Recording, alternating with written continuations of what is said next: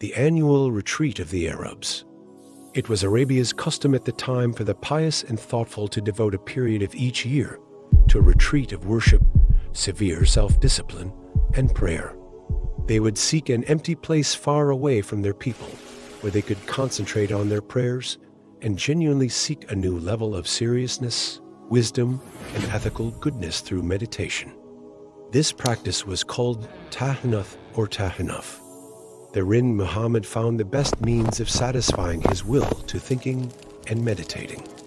In its solitude, he could find a measure of spiritual detachment and peace that would enable his consciousness to screen the whole universe for inspiration and to pursue his thought where it might lead.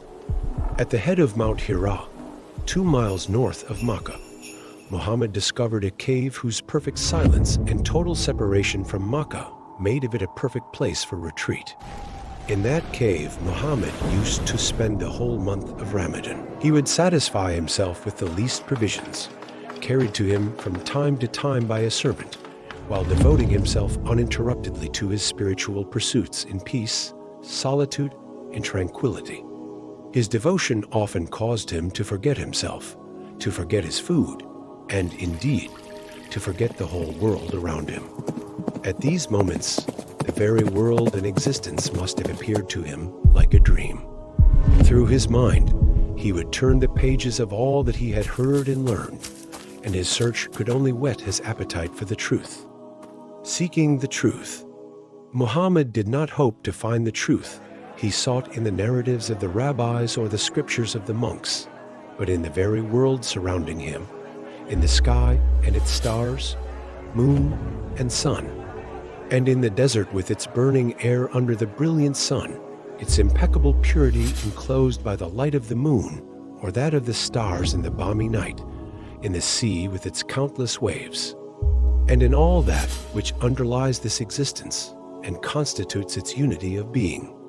It was in the world that Muhammad sought to discover the supreme truth. He sought to unite his soul to it, to penetrate it, and to grasp the secret of its being.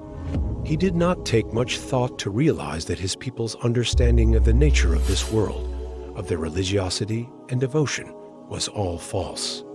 Their idols were mere stones, speechless, thoughtless, and powerless.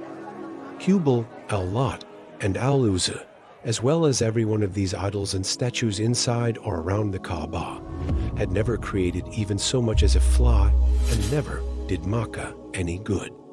Where was to be found the truth in this vast universe of infinite skies and stars?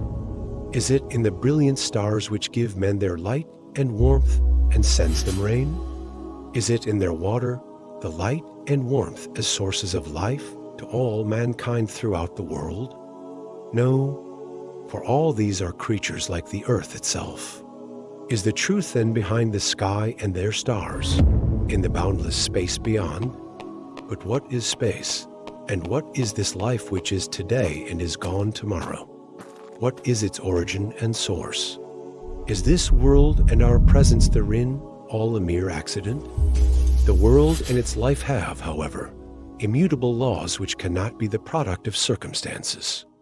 Men do good, and they do evil. But do they do it willingly and deliberately, or is their action a mere instinct which they are powerless to control?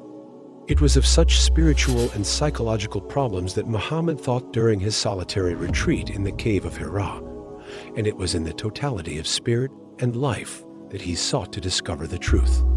His ideas filled his soul, his heart, his consciousness, indeed all his being. This paramount occupation diverted him from the commonplace problems of every day. When at the end of Ramadan, Muhammad returned to Khadija, his perturbed thoughts showed on his face and caused Khadija to inquire whether he was well.